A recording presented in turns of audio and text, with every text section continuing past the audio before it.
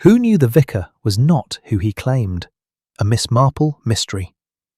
Section 1. The Bellflowers at the Gate.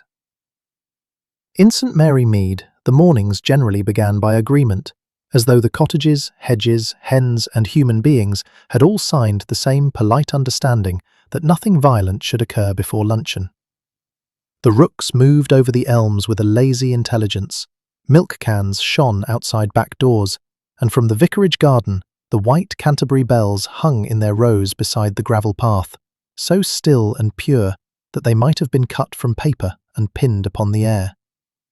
It was while Mrs. Price Ridley's car, large and glossy and faintly disapproving, drew up before the lich gate that the first false note sounded. Miss Marple, who was tying up a troublesome sweet pea with a bit of green wool, looked over her spectacles and saw the visitor descend. She was a handsome woman of the sort that clung to former triumph with a brave and costly determination. Her suit had been made in London, her hat had been tilted by somebody who knew the value of an angle, and her smile was the smile of a woman who had gone through life finding most doors open to her and the rest removable. She turned from the car and saw the Reverend Julian Harbury coming across the churchyard with a sheaf of fate notices under one arm. For one instant, her whole face altered. Not dramatically, women like that seldom permitted themselves the vulgarity of open shock. Yet the alteration was there. Her colour deepened, her lips parted, and something old, incredulous and dangerous moved behind her eyes. "Well," she said softly. The vicar stopped. He was a tall, spare man of perhaps 45, with a sensitive mouth and a voice so quiet that people frequently leaned toward him and afterwards wondered why they had told him the truth. He looked at the woman, and his own expression changed also, though in a different fashion. Miss Marple thought, with the exactness of age, that it was not recognition alone, but dread. "Mrs. Severn," he said. The visitor gave the smallest of laughs. "So you do remember." Mrs. Price Ridley, who had descended last, and was as imposing at 10:30 as though she had dressed for a court presentation, glanced from one to the other with a faint tightening about the mouth. "You know each other?" she asked. "Oh, very long ago," said Mrs. Lavinia Severn, "in another world entirely." The vicar answered at once, but too evenly.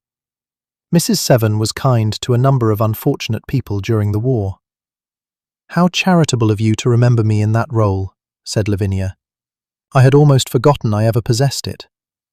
She moved forward then with gracious efficiency, allowing Mrs. Price Ridley to conduct her to the vicarage lawn, where stalls for the church fete were being assembled, and the little disturbance might have ended there for any less attentive observer. But Miss Marple, whose life had long consisted of listening for the faint crack in apparently sound porcelain, remained quite still among her sweet peas. The church bell began to strike the quarter. On the third stroke, the old tenor gave its familiar, faint double vibration, that ghost of a second sound which came from a crack repaired years ago and never entirely silenced. "One bell rings false," said Miss Marple aloud to herself, and then smiled, because it seemed such a censorious thing to say on a morning of bunting and jam. By noon, the vicarage lawn had assumed the air of cheerful confusion proper to village efforts. There were trestle tables under striped cloths, jars of gooseberry jam and bottled damsons arranged by the Women's Institute, a bran tub for the children, and an alarming wheel of fortune devised by the Colonel Bantry with more military ingenuity than Christian humility. Miss Hartnell marshalled cakes with a severity that suggested cakes were naturally insubordinate. Little boys tore about with paper windmills. From the open schoolroom windows drifted the sound of Celia Moore rehearsing the choir for the evening hymn-sing. Mrs. Price Ridley presided over all with magnificent economy of phrase. She was the sort of woman whom younger wives called marvellous and older servants called exacting. Her son, Nicholas, a fair young man with an attractive uncertainty about the eyes, came and went restlessly, carrying chairs he had not been asked to carry, and mislaying lists he had been expressly told to keep. Major Lethbridge, the church warden, complained about twine, weather, prices, and the modern spirit in a manner which seemed to satisfy him deeply. Dr. Haydock laughed at everybody and was useful without appearing to be so. Mrs. Seven, meanwhile, took her part admirably. She admired jams, recalled charities, praised the roses, and contrived at the same time to disturb 3 people in as many minutes. Nicholas, who approached her with the fluttering good manners of a man uncertain whether he was expected to kiss a hand or shake it, retreated, looking as though some small instrument had been inserted between his ribs. Major Lethbridge, after a perfectly civil exchange about subscriptions, walked off, red in the face. The vicar avoided her with such correctness that the avoidance became visible. It was not until luncheon trays were being passed in and out through the vicarage drawing-room windows that Miss Marple found herself beside Mrs. Pike, the vicar's housekeeper. Mrs. Pike was a solid woman with good arms, suspicious eyes, and the loyal silence of one accustomed to keeping other people's cupboards shut. "A lovely show of bellflowers this year," said Miss Marple, glancing toward the white Canterbury bells along the path. Mrs. Pike followed her look. "Yes, miss. He's fond of them." "The vicar? He says they look as though they're listening." Miss Marple turned that over. "How very nice." Mrs. Pike pursed her mouth. "Nice isn't always safe." Before Miss Marple could reply, Lavinia Seven appeared in the doorway leading from the hall. She was smiling, but there was decision in the angle of her chin. "Mr. Harbury," she called, "if I may have a word with you after the committee meeting this evening. There is an old matter we really ought to settle." The room altered. Nobody said anything peculiar. The clink of teaspoons continued. Miss Hartnell asked for more milk. Yet the silence around that one sentence spread like ink through water. The vicar, who had been speaking to Celia Moore about hymn sheets, inclined his head. "If you wish." "How obedient," Lavinia said lightly. Then, after Compline. Mrs. Price Ridley, standing by the mantel, set down her glass too carefully. The afternoon passed under a blue sky with white clouds crossing it like thoughts no one wished to finish. The fete itself succeeded. There were children's races, a short speech from Lavinia Seven delivered with theatrical brilliance and a shade too much amusement, a ridiculous competition involving hats made from newspapers, and at 5:30 tea under the cedar tree. Miss Marple won a modest prize for apricot preserve and lost another for dahlias, which she thought just as well, since success in all things made one disagreeable. But beneath the cheerful apparatus of village life, the pressure increased. Miss Marple saw Nicholas Price Ridley intercepted by Lavinia near the Rose Arch and heard the latter murmur, "Not tonight, then. How disappointing. I had thought your mother might prefer frankness." Nicholas answered something too low to catch, his face white and angry. Later, Major Lethbridge emerged from the parish room where Lavinia had been examining raffle accounts. "Impudent woman," he said to the air. "Damned." He saw Miss Marple and amended himself with difficulty. "Damned impertinent woman." The vicar, at sunset, stood in the church alone for a few minutes while the children's laughter thinned on the green outside. Miss Marple had gone in, nominally to collect a forgotten umbrella, and from the back pew she saw him place one hand upon the carved end of a stall and bow his head. It was not exactly prayer, she thought. It was more like a man steadying himself before opening a door behind which he had long hoped nobody would ever knock. He looked up then and saw her. "I am afraid," he said with a little smile, "that village pleasures are more exhausting than city sins." "My dear," said Miss Marple, "village pleasures generally contain all the city sins in a tidier form." He laughed, but even in laughing he listened, as though for something approaching through the dark outside the porch. Compline was held at 8:30 for those who cared to attend, and more people came than usual because the day had been festive and because an English village, if properly managed, may always be induced to enjoy piety when it follows sandwiches. The service was brief and beautiful. Celia Moore played softly. The vicar read the prayers in that gentle voice of his, and when he spoke of forgiveness, Miss Marple, opening one rheumatic hand upon her prayer book, thought that few men sounded as though they needed it more. Afterwards the congregation drifted away. Candles trembled before the dark wood of the choir stalls. Major Lethbridge went off with Inspector Slack, who had come from Much Benham to take supper with his aunt, and stayed to enjoy the fete, arguing about county cricket. Mrs. Price Ridley entered her car. Nicholas was nowhere visible. Mrs. Seven, in a pale coat with a spray of white flowers at the shoulder, lingered by the vestry door. "Mr. Harbury," she said, "just a few minutes." The vicar hesitated scarcely at all. "Certainly." Miss Marple, passing out with Mrs. Bantry, saw the two of them disappear into the vestry. On the path nearby, a few bellflower petals had fallen and lay white against the gravel like scraps of paper from a torn note. The evening darkened. Lamps came on behind cottage curtains. Miss Marple was in her own drawing-room with a tray, a knitting basket, and the prospect of a harmless hour, when there came a violent knocking at the front door. It was Celia Moore, bareheaded and breathless. "Oh, Miss Marple, could you come? Dr. Haydock is there already. It is Mrs. Seven. In the vestry. I think she is dead."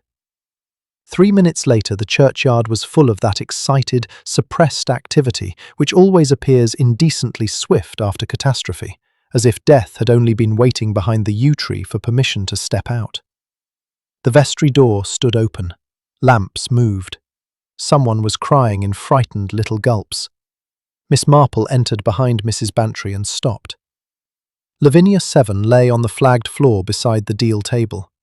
Her head had fallen at an unnatural angle against the leg of a chair. One hand was flung out, palm upward, still beautiful in its shape and utterly empty.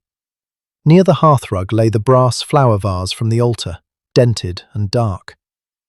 On the shoulder of her pale coat, the spray of white bellflowers had been crushed flat, and one single petal clung to the black leather of a man's prayer book lying half under the table. The vicar stood by the wall, his face ashen and curiously expressionless, like that of a man who has seen his private terror step forward and put on the body of a dead woman. Inspector Slack was already bending over the floor. He glanced up sharply. "No one leaves the precincts," he said, "not for the present." The cracked tenor bell, moved by some idle current of air high in the tower, gave a faint ghost sound overhead. Section 2. The village hears the false note. The faint ghost sound still seemed to tremble in the vestry roof when Inspector Slack straightened his back and looked from the dead woman to the living faces around her. "Dr. Haydock?" he said. Dr. Haydock knelt, touched the throat that no longer answered, and rose with the brisk reluctance of a doctor who knows that in such moments he ceases to be useful and becomes merely official. "She is dead, certainly. A blow to the head. I should not care to say more until the proper examination." Slack nodded. "Who found her?" Celia Moore, pressed close against the doorframe, gave a little gasp as though she had only just discovered that the question would have to be put to someone and had not expected that someone to be herself. "I did. I had left my music case. In the choir stall. I came back for it. The church was dark except for the vestry lamp, and I thought perhaps Mr. Harbury was still here. Then I saw." She shut her eyes a moment. "I saw Mrs. Seven on the floor." "And the vicar?" All eyes turned to him. He remained against the wall, one hand not quite resting upon the edge of the cupboard behind him, as if, even now, he were careful not to disturb anything that might later be required of him. "I was here with Mrs. Seven for perhaps 10 minutes, he said. "She wished to speak to me privately. She was distressed and insistent." "In what way insistent?" asked Slack. The vicar's mouth tightened. "Upon reviving old matters that could serve no good purpose." "Old matters of what kind?" A pause. Then he said, "Personal." Slack made a note. "Did you quarrel?" "Yes." Mrs. Bantry drew in breath. Miss Hartnell's pince-nez flashed. Somewhere beyond the door, a child, who had not properly been sent home, was hurried away by an agitated nurse. "I left her alive," said the vicar. "I can only repeat that." "What time?" 9:15, perhaps a little later. I heard the half-hour bell while we were speaking and remember thinking how the sound wavered. The cracked tenor, murmured Miss Marple. Slack glanced at her, annoyed at having his facts supplemented, though not by enough to be useful. And after you left? I went through the north porch and down toward the vicarage. Mrs. Pike can tell you when I came in. Mrs. Pike, square and colourless, said, 9 o'clock, near enough. He asked if there was any coffee left. I said yes. He never drank it. Why not? He heard Miss Moore running up from the church and went out at once. Slack stooped and lifted the black prayer book by its outer edge. Yours, Mr. Harbury? Yes. Dropped in the struggle? I cannot say. I did not know I had left it. That is unfortunate for you, sir. Most things tonight appear to be. The answer, mild as it was, produced in Slack that special irritation which simple good manners often arouse in active policemen. He began issuing instructions more rapidly than before. Major Lethbridge was sent to keep people back from the vestry door. Dr. Haydock was requested to remain. A constable from Much Benham, fetched by bicycle, arrived blowing and important. The body was to be left until the divisional surgeon had seen it. Statements would be taken. No one who had attended Compline was to leave without giving an account of movements. Thus, within 20 minutes, the vestry murder had become what such things always do become in an English village. Not merely a death, but an arrangement of chairs, whispered theories, wet umbrellas, indignant innocence, and the instant redistribution of every old dislike into evidence. Miss Marple, sitting very upright in the parish room while tea that nobody wanted was brought in and allowed to stand cooling on trays, listened to St. Mary Mead begin the work at which it excelled. Mrs. Bantry believed that Lavinia Seven must certainly have had enemies in London. Miss Hartnell, lowering her voice only when it came to names, said that handsome women with uncertain means too often made unlucky acquaintances. Major Lethbridge declared that if people insisted upon dragging secret history into decent places, trouble was inevitable. Mrs. Price Ridley said almost nothing at all, which in her case was more eloquent than agitation. Nicholas Price Ridley arrived 10 minutes after the alarm had first been raised. He came in without hat or overcoat, his hair untidy, his face white from running. "What has happened?" he demanded. "I met Brown from the post office, and he said there had been some sort of accident." His mother turned her head. "Mrs. Seven is dead." For an instant, he did not appear to understand the sentence. Then understanding came, and with it something else, something not grief, not exactly horror, but the guilty recoil of a man upon whom the dead have claims. "How?" he said. Slack answered before any relative gentleness could reach him. "Murdered, most likely. Where have you been, Mr. Price Ridley?" Nicholas stared, coloured, and gave the sort of answer which, being perfectly capable of truth, always sounds invented. "Walking. Down by the lower meadow and then past the mill lane." "Alone?" "Yes." "You have nobody to vouch for that?" "No." "Unfortunate again," said Slack, and made another note. Miss Marple saw Celia Moore glance at Nicholas with a swift anguish. The girl was pale, pretty in a fair and quiet fashion, and by nature inclined to goodness, which is never, Miss Marple thought, the same thing as simplicity. Celia's hands were clasped so tightly that the knuckles showed white. When the statements began, they proved what statements usually prove, that people notice everything except what matters, and remember in exactness only what flatters their own sense of importance. Major Lethbridge had seen Mrs. Seven near the vestry after Compline, but could not swear to the time. Miss Hartnell had heard voices in the church, and was sure one of them had been heated, though she could not say whether masculine or feminine. Mrs. Bantry had observed Nicholas crossing the green at some point after 8, but would not guarantee whether before or after the service, because the light had been that misleading sort which makes everybody look rather literary. Celia repeated her account and burst into tears at the middle of it, which Slack distrusted unfairly. When at last Miss Marple's turn came, she folded her hands upon her bag. "I am afraid," she said, "that I can tell you very little. But I did see Mrs. Seven and the vicar go into the vestry together, and Mrs. Seven had white bellflowers on her coat. One notices flowers." Slack, who would have preferred bloodstains, wrote it down with resignation. "And had you any impression of the lady's state of mind?" "Oh, yes," said Miss Marple. "She had made up her mind to be pleased with herself, which is a dangerous state. It generally means one expects to enjoy another person's discomfort." Slack blinked.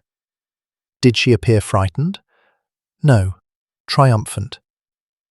When they were allowed to go home at last, the village was already carrying the story from window to window, yet the centre of it had not settled. Some fixed immediately upon Nicholas because he had been unaccounted for and looked guilty. Some upon Mrs. Seven's unknown London life. Some, though more quietly, upon the vicar. He had been alone with her. His book lay by the body. And there had been that word, personal, which in a clergyman may mean almost anything, and is therefore catnip to the curious. Miss Marple walked back with Mrs. Bantry under a sky in which clouds drifted across the late moon like grey thoughts over a patient face. "My dear Jane," said Mrs. Bantry, "I dislike this extremely. If it should turn out to be the vicar—" "Then it will not," said Miss Marple. Mrs. Bantry stared. "How can you possibly know?" "My dear, I do not know. But I have very seldom met a murderer who, when his private danger stood before him dead, looked as Mr. Harbury looked. He did not look relieved. He looked bereaved." "Bereaved of what?" Miss Marple considered the church tower, black against the clouded moon. "Of the last hope that truth might manage to arrive without bloodshed." At her gate she found Mrs. Pike waiting, shawl overhead, hands locked into each other till they seemed made of rope. "Beg pardon, miss," said the housekeeper. "I took a liberty.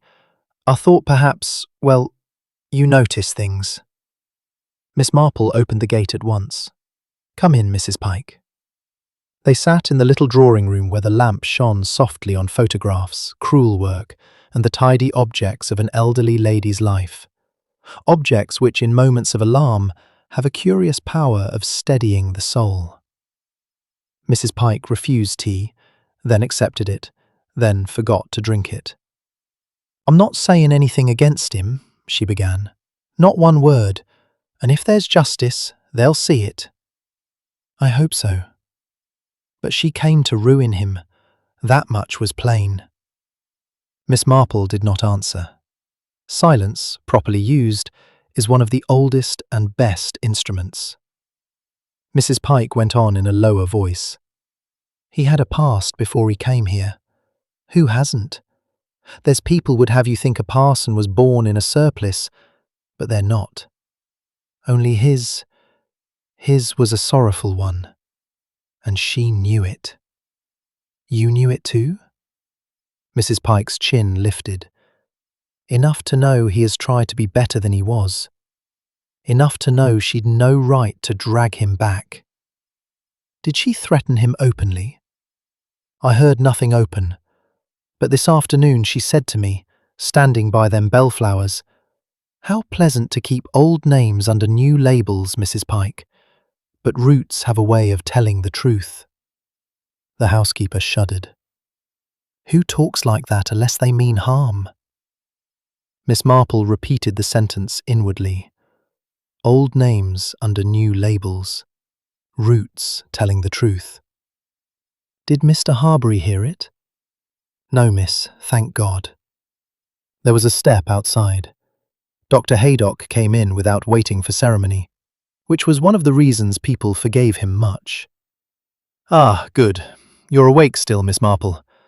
Mrs. Pike, you'd better be getting back. Slack has sent for me again. The body's to be moved shortly." He turned to Miss Marple as the housekeeper rose. "The blow was from behind or slightly to one side. Quick death, more or less." "Did she suffer?" asked Mrs. Pike harshly. "Not long." "That's more than can be said for some." She went out abruptly. Dr. Haydock watched the door close. If loyalty could hang a man, that one could manage it and sleep afterwards. Miss Marple bent over her teacup. Loyalty is very like love, Doctor. It becomes dangerous when joined to pride. He gave her a sharp look. You have an idea? Oh no, said Miss Marple. Only a dislike of false notes. And I fancy we have not yet heard the first one properly. Section 3. Statements in the morning room. Miss Marple's last words had scarcely fallen into the lamplit quiet before Dr. Haydock said, If you begin like that, my dear lady, I shall be forced to accuse you of knowing more than the police. I should never dream of competing with authority, said Miss Marple. Authority has such an advantage in boots. He laughed in spite of himself, but the laugh ended quickly, for the night pressed at the window, and in the churchyard the moving lanterns still shone between the yews. Before retiring, Miss Marple drew aside the curtain once more. She could see the path beside the vicarage border, pale in moonlight, and the white bellflowers like little clustered throats turned upward. Something about them troubled her. Flowers so often do when chosen by men. They reveal preferences one would not think to ask about. By breakfast next morning, St. Mary Mead had divided itself into 3 large camps and 6 small ones. The first large camp believed that the vicar, being alone with the dead woman and plainly hiding a secret, must have killed her. The second believed that Nicholas Price Ridley, whose looks had always been thought a little too romantic to be safe, had done it for reasons connected with money or women. The third considered murder in a vestry an imported evil and attributed the whole affair to Mrs. Seven's London acquaintances. The 6 smaller camps were devoted to refinements involving inheritance, Catholics, spiritualism, and once, rather pleasingly, Bolshevism. Inspector Slack, to do him justice, was not much affected by village metaphysics. He established himself in the morning room of Gossington Hall, borrowed for convenience by Colonel Bantry, and summoned persons one by one. Miss Marple, arriving in response to an invitation that sounded suspiciously like an order, found the Bantrys bearing up with the martyrdom peculiar to householders hosting police activity in their best chairs. Mr. Harbury had already been examined twice. He now sat apart by the window, grave and composed, while Slack went through correspondence taken from Lavinia Seven's handbag. The sight of those hands, clean, thin, entirely steady, moved Miss Marple oddly. There are people, she reflected, who commit murder with shaking fingers, and people who endure accusation without moving a muscle. Neither state proves anything. Among the papers was a torn envelope addressed to Mrs. Seven at the Price Ridley house where she had been staying. Inside it, folded sharply, was a single sheet bearing only 3 words and a time. Come after Complin. J. H. Slack laid it down with satisfaction. This, I imagine, you will not deny writing. No, said the vicar. Why ask her to meet you privately if the matter was harmless? It was not harmless. It was painful. And concerned your past. Yes. Would you care to explain it now? The room seemed to draw itself inward.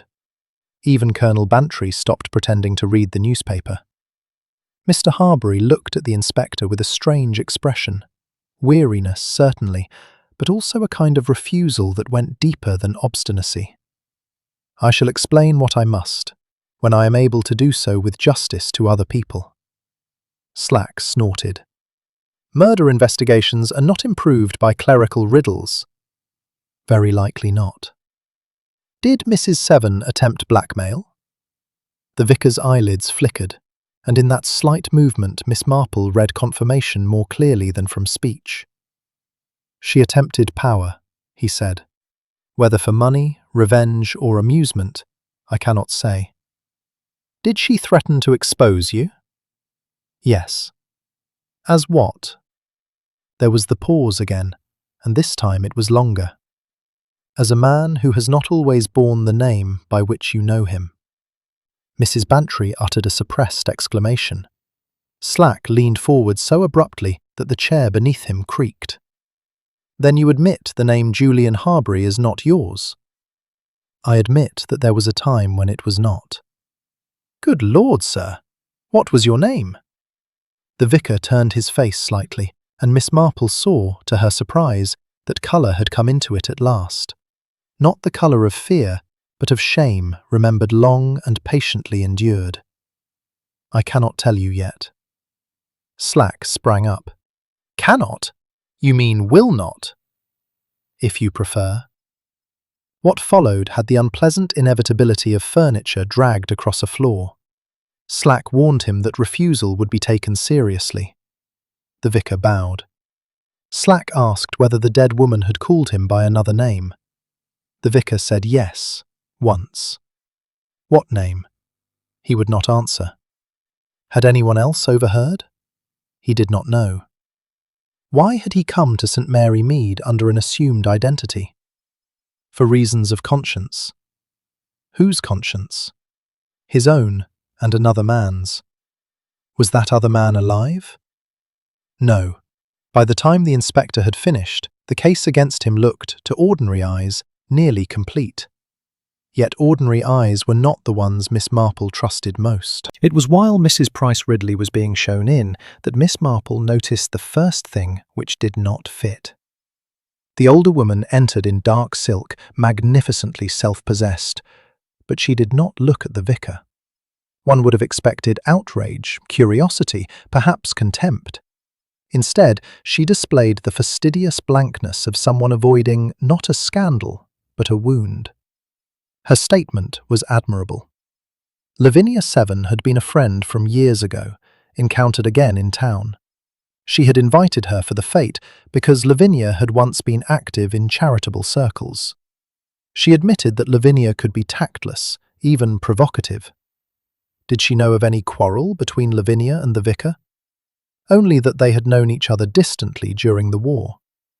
Had Lavinia mentioned a secret? Mrs. Price Ridley paused a fraction and said no. "Your son seems distressed by the lady's death," observed Slack. "My son is impressionable." "Was there any particular understanding between them?" "No. Yet more than one person saw them in earnest conversation." Mrs. Price Ridley's nostrils hardened slightly. "Young men may be cornered by experienced women without therefore encouraging them." When she had gone, Miss Marple murmured, "A very tidy sentence." Colonel Bantry grinned. "By Jove, yes, too tidy by half." Nicholas, when his turn came, was less successful. He admitted the conversation by the Rose Arch. Mrs. Seven had spoken nonsense. What nonsense? Family matters. Whose family? Mine, if you must know. Did she threaten him? Not exactly. Did he go walking afterwards to avoid her? Yes. Did he meet anyone? No. Why did he look frightened when told of her death? Because I am not made of stone. Celia Moore, examined later, said with painful honesty that Nicholas had indeed seemed worried all afternoon and that Mrs. Seven had hinted she knew something dreadful about him. Slack seized on this greedily. Miss Marple, watching the girl's face, saw she would have cut out her own tongue to recall the admission. It was after luncheon, in that sleepy hour when servants move softly and policemen become more dangerous because they are tired, that Miss Marple found her chance. Mr. Harbury had been allowed a few minutes in the library before being taken to Much Benham for further inquiry. She went in under the pretext of searching for a misplaced glove. He rose at once. "I am sorry to trouble you," he said. "My dear, everybody troubles everybody in a village. It is how we keep warm." She came nearer. "You have made things very much harder for yourself." "Yes, but perhaps easier for someone else?" His eyes met hers, and in that moment she was sure of something vital. He feared not prison nor disgrace, but the injury that truth might do to one person in particular. "You are very kind," he said. "No, I am very old. It is not at all the same thing. Did Mrs. Seven call you by your real name?" He hesitated. "Yes." And was there anyone who would understand it? Again the hesitation, then quietly, "One person might." "Mrs. Price Ridley?" His head turned almost imperceptibly. That was enough. "I thought so," said Miss Marple. "My dear Mr. Harbury, secrecy is sometimes an act of tenderness, but it has a very unfortunate effect upon the police."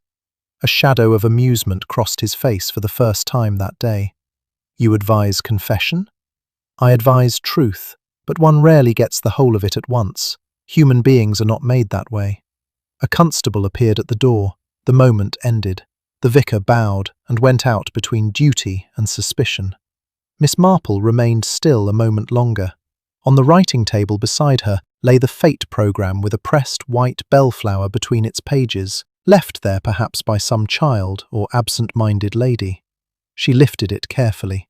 The stalk was bent not downward, as flowers are usually bent when pinned by another, but upward, as when a woman fastens one for herself while looking in a glass. A little later, in the vicarage garden, she saw Mrs. Pike cutting away a broken stem with savage precision. "Bellflowers spoil so easily," said Miss Marple. Mrs. Pike said, "Yes, miss, and once bruised, they never look quite innocent again." Section 4. The Convenient Young Man. Mrs. Pike's secateurs snapped through the stem, and the severed white bells dropped soundlessly upon the earth. Miss Marple watched them fall, and thought how frequently innocence, once detached, looks like evidence. By evening, Inspector Slack had formed the theory most likely to satisfy both his superiors and the village appetite for moral pattern. He did not wholly abandon the vicar. Indeed, he kept that possibility in reserve with the prudence of an officer who dislikes losing any suspect before a better one is secured. But Nicholas Price Ridley now attracted him strongly. Young men who walk alone after dark, look stricken at the right moments, and admit that a dead woman possessed some dangerous family knowledge are precisely the sort of material upon which police confidence feeds. The immediate cause of this shift came from the churchyard.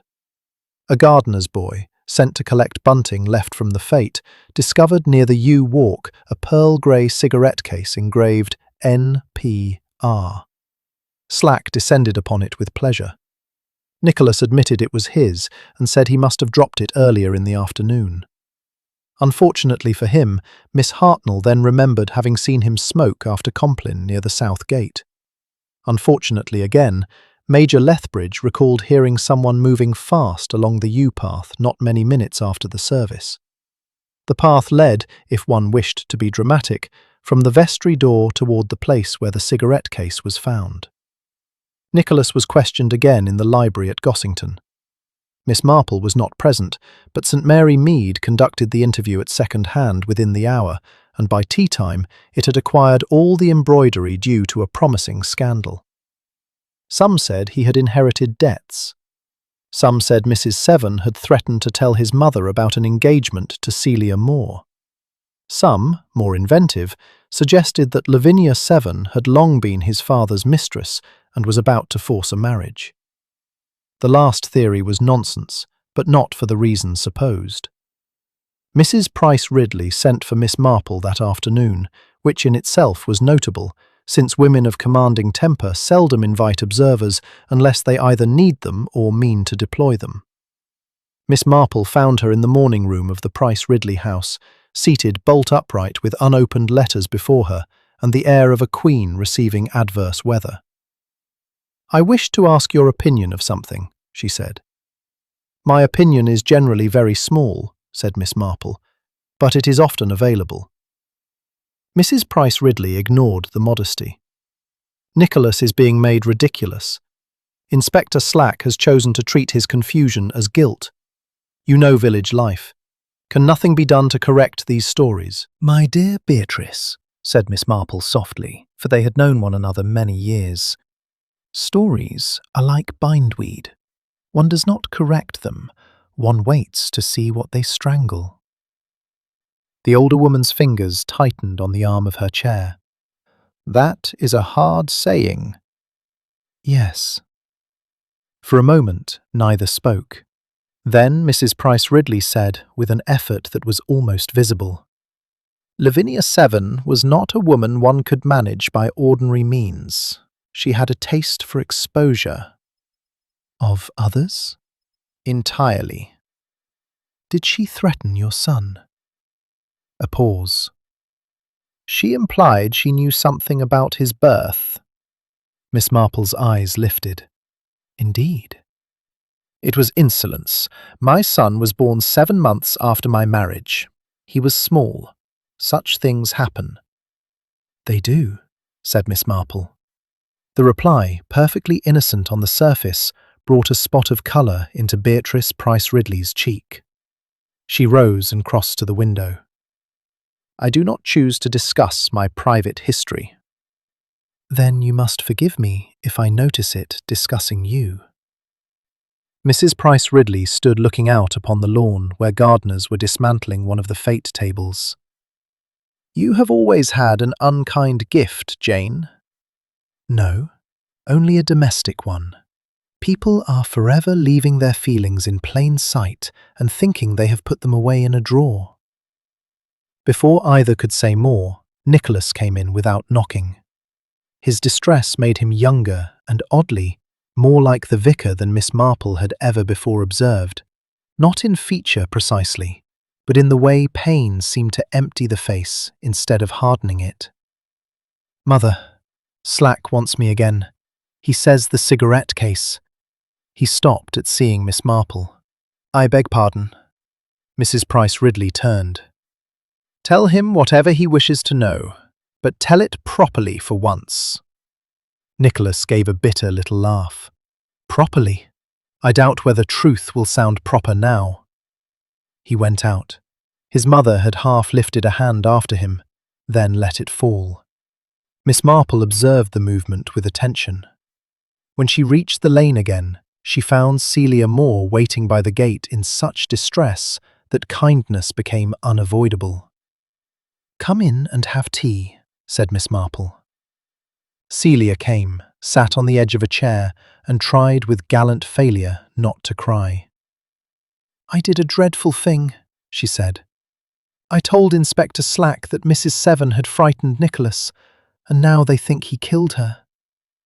If it is not true, it will do him no lasting harm. But she had frightened him, only not in that way. Miss Marple poured tea. My dear, there are at least 7 ways in which a woman like Lavinia Seven may frighten a young man, and only 1 or 2 of them end in murder. Celia looked at her through tears and almost smiled. She said, the girl whispered, that some families are made by lies and some by omissions, and that Nicholas ought to ask his mother which sort he belonged to. It was hateful. Very hateful. Do you think she meant there was something wrong about his father? Miss Marple stirred her tea. I think she meant a wound. Wounding is often more urgent to such people than accuracy. Celia clasped her hands. Nicholas is good. Yes, said Miss Marple, but goodness and truth do not always arrive on the same train.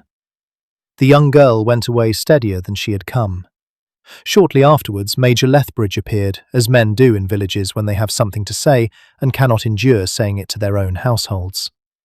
He accepted tea, rejected cake, then took cake after all. That woman, he burst out, meaning the dead one, was up to her eyes in mischief. She knew things, dabbled. I told Beatrice so when she invited her here. What things?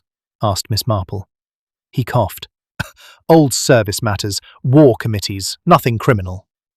Then why are you blushing, Major? The Major glared.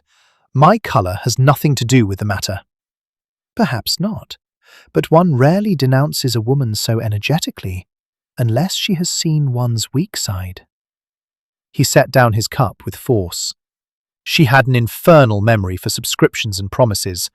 Years ago there was an officers' relief fund, chaos, naturally. One was forever paying out of pocket and balancing later. She hinted she could make figures look ugly if she cared to. Blackmail? No, he hesitated. Not exactly. More a kind of social throttling. Miss Marple reflected that social throttling had sent more people to desperation than arsenic.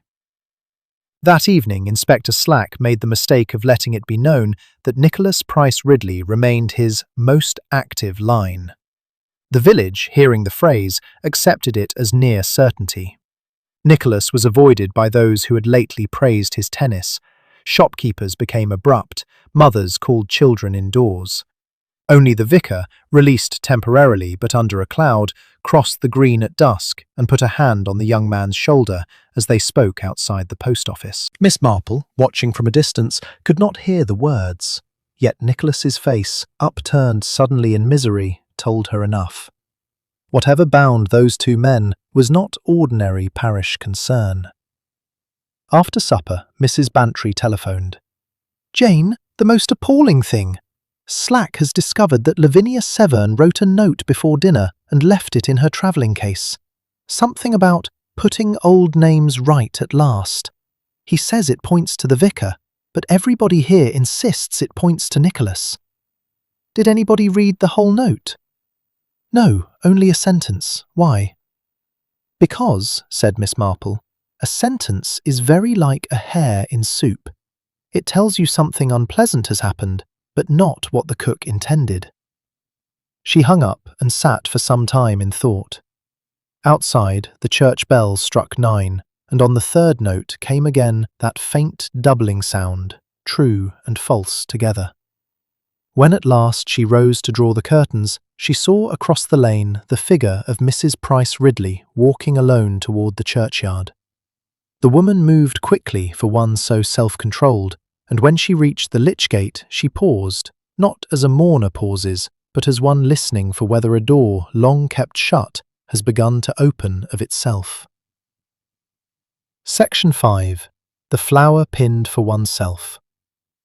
Mrs. Price Ridley remained at the lich gate so long that, from behind her curtain, Miss Marple began to suspect not indecision, but recollection. The woman's hand rested on the stone post. Once she turned as if to go back toward the road, then altered and entered the churchyard with that controlled swiftness which always suggests panic the more because it refuses to look like it. The moon had thinned behind cloud.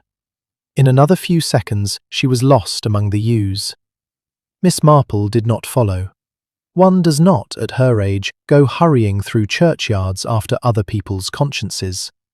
But she marked the thing carefully, and next morning it lay in her mind beside several other small facts.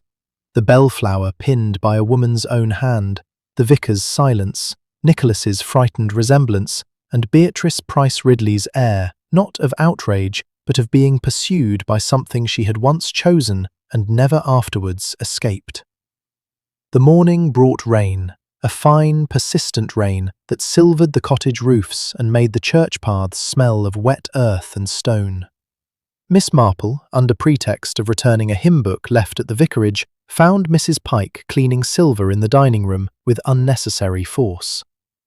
"Such weather lays the flowers flat," said Miss Marple. Mrs. Pike looked toward the window where the white bells bowed in the rain. "Yes, miss, they bend easy, but they don't always break where you think." "Did anyone take any of them for the fete?" "A few sprigs for the tables, and one spray was cut after tea. I noticed because the stem was taken awkward, twisted, not snipped. A lady's hand, if you understand me." Miss Marple did understand. Men take flowers as they take evidence, bluntly. Women, unless agitated, twist and choose. "Was the vicar fond of giving them away?" Mrs. Pike's mouth tightened. "He gave them once. Long ago, I should think." "Ah," said Miss Marple. The housekeeper stopped polishing. "You do see too much, miss." "My dear," said Miss Marple gently, "I see only what people continue to be." Mrs. Pike gave a little sound that might have been anger or grief. "Then pray see this. Whatever he was once, he's a better man than most of us deserve."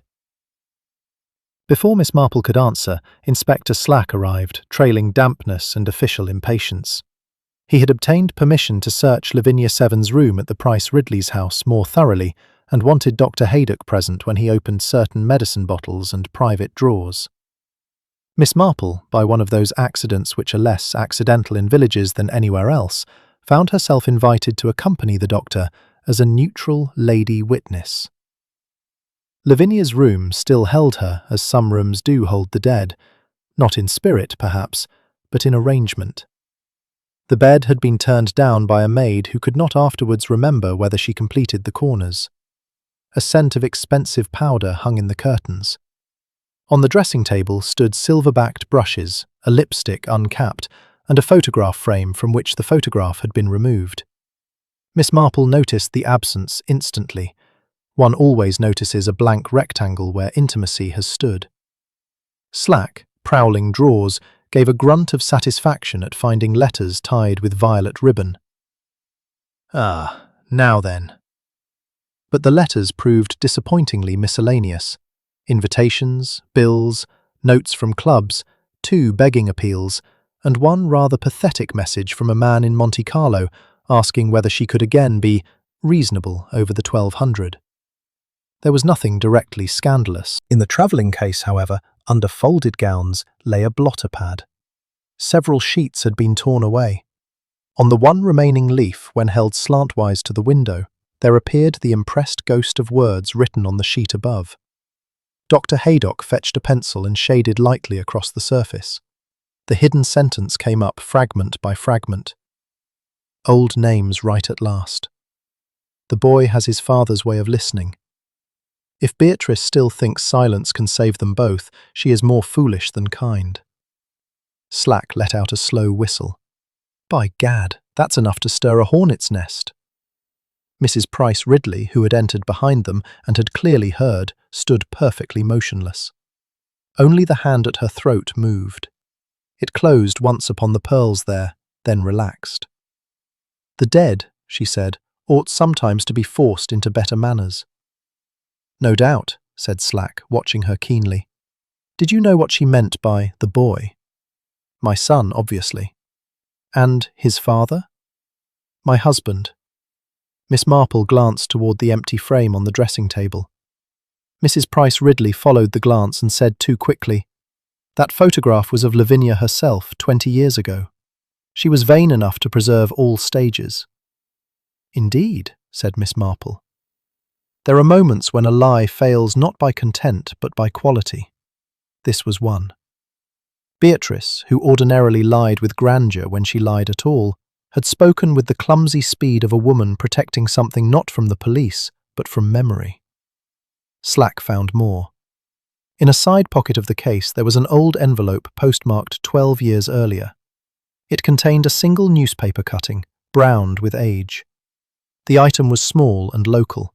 A report of a soldier named Stephen Elcott listed missing, presumed dead, after transport losses in the Mediterranean.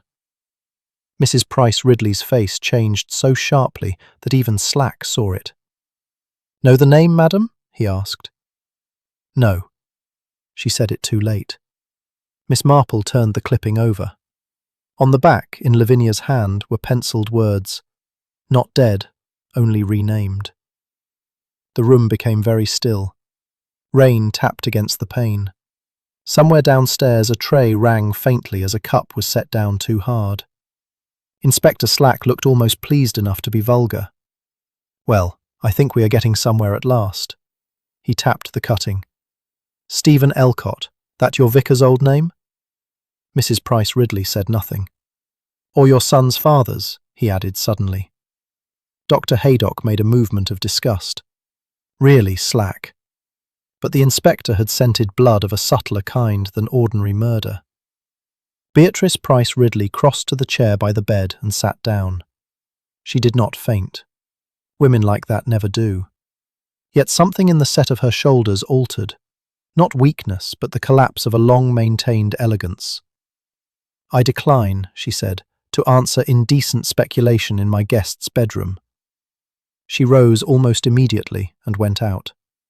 Slack stared after her. That, if you ask me, was as good as an admission. Of pain, yes, said Miss Marple.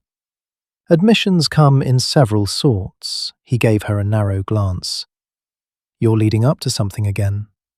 "No," said Miss Marple, "only thinking about the missing photograph." Later, when the search party had dispersed, she went quietly back to the dressing table. There, in the faint dust print left by the absent frame, was caught a tiny shred of white petal, dried almost transparent. Bellflower again. More curious still, beneath the table had fallen a short length of green knitting wool, such as she herself used in the garden and had seen Mrs. Pike employ 2 days before in tying stems. It was no proof, but it made a pattern. That afternoon Nicholas came to see her. He looked as though he had not slept and had spent the night arguing with himself in circles. "Miss Marple, do you know what this Stephen Elcott business means?" She motioned him to a chair. "I know that it means more to your mother than Inspector Slack understands." He passed a hand over his eyes. "Mrs. Seven told me yesterday that I had my father's ears for church bells. It was such a damned odd thing to say. My father, Mr. Price Ridley, could not tell one bell from another." "Did she say whose ears she meant?" "No, only looked at me and smiled in that horrid, pitying way." He leaned forward suddenly. "Miss Marple, is there some shame about my birth?" She did not answer at once. Old people know that truth, to do good, must be given at the precise moment when the soul can bear it. "There is often shame," she said at last, "not in the event itself, but in the arrangements respectable people make around it." He went white. "Then it is true." "My dear boy, I have not said what is true, only that secrecy breeds exactly the sort of spiders Inspector Slack likes." He stood up and began to pace the little room, then stopped by the mantel where Miss Marple's china shepherdess smiled in eternal foolishness. "If my mother has lied to me all my life, loving mothers do not always lie for selfish reasons." He turned. "You think she was protecting me?" "I think she has been protecting somebody for a very long time, and that she is now too tired to distinguish one duty from another." At that he looked so unexpectedly like the vicar that Miss Marple's private certainty sharpened into something almost painful. The same hollowing of the cheek when grieved, the same habit of listening inwardly before speaking. When Nicholas had gone, she sat a long while with her knitting untouched. The village clock struck 4. The cracked tenor gave its double note, and the sound seemed suddenly to explain itself. Not one bell, but 2. Not a false sound exactly, rather a true sound burdened by an old injury. Section 6. Faces under respectability. The double note still floated in Miss Marple's ears when, half an hour later, Mrs. Bantry burst in under an umbrella and with an excitement incompatible with weather. "Jane, you will never guess. Slack has been to the vicarage again and come away looking like Judgment Day. He says the Reverend Julian Harbury has now admitted that Stephen Elcott is a name from his former life." "Former lives are generally where the worst habits are stored," said Miss Marple. Mrs. Bantry accepted tea and immediacy together. "But he still will not explain properly. Only says the real Julian Harbury died in Italy during the war and that there were reasons, perfectly intolerable if you ask me, why he went on using the name." Miss Marple set down the sugar tongs. "Did he say why he became a clergyman?" Mrs. Bantry blinked. "No. Why on earth should he?" "Because," said Miss Marple, "men do not usually adopt holiness unless something in them has first made peace impossible." The answer did not satisfy Mrs. Bantry, but very few answers that are true satisfy lively women. Before she had done protesting, Major Lethbridge arrived, wet, indignant, and quite unable to keep away. He had, it appeared, been re-questioned about wartime funds and deeply resented that his temporary untidiness with committee money should be compared with actual criminality and imposture. "Lavinia knew all sorts of things," he said. "Used to hoard scraps like a magpie. Letters, clippings, photographs. She delighted in the pressure of possession." Yet you are relieved she is dead, said Miss Marple gently. He stared. Good God, no. Not consciously, perhaps, but relief has a very unmistakable way of straightening the spine. The Major's colour rose. If you mean I am glad old nonsense about the relief fund won't be dragged into court, yes, perhaps I am, though I'd rather face that than murder. He hesitated. She once told me that Beatrice had built her life on a substitution. I supposed she meant some dreary social compromise. There are 100 in county families. A substitution, repeated Miss Marple. Yes, her very word. After he had gone, the phrase remained. Substitution, not deception, not seduction, but substitution. Like the cracked bell, she thought, one thing sounding as another. Toward evening, she walked to the vicarage and found the garden unusually untidy, as gardens become when the mind that loves them is elsewhere. Mrs. Pike admitted her at once. He'll see you, miss, though I don't know what good it can do. The vicar stood in his study among books, rain-dark roses visible beyond the window. He looked older than 3 days before, yet there was relief too in his face, as if exposure had at least ended one form of waiting. You have been kinder to me than I deserve, he said. My dear, deserving seldom enters into it. Inspector Slack tells half the village that Stephen Elcott was your name. Yes. And was? He smiled faintly. You make it sound like grammar, Miss Marple. Human beings are often only tense and misuse. That moved an actual smile. Then it went. I was Stephen Elcott. A bad young man by some standards, and only a weak one by others. Before the war, I made a series of foolish choices. Some hurt me. One hurt someone else very deeply. I enlisted. In Italy, I came to know Julian Harbury, who was then an army chaplain. He was the best man I have ever known. He paused, and the pause contained more love than many speeches. He died after a bombardment. Before he died, he said something which I have never succeeded in deserving. He said that if one life had failed, another might still be used for service. He was delirious. I had no right to obey him. Yet I did. You took his name. Yes. To escape the old shame. In part. Also because Stephen Elcott had left behind a ruin I believed could only be improved by his extinction. Beatrice Price Ridley. His head bent. Yes. There it was at last. Not all of it, but enough. Miss Marple looked at the rain-wet garden and thought of very young people, so sure they are making a single desperate arrangement, and how that arrangement then sits down at the family table for 30 years. Does Nicholas know? No. Does he suspect? The vicar shut his eyes briefly. I think he fears. And Lavinia intended to tell him? Yes. Out of malice? Partly, but also because she believed exposure was a kind of moral hygiene. She enjoyed being cruel under the name of candour. Miss Marple nodded. She had known that type all her life. They usually arranged themselves near committees.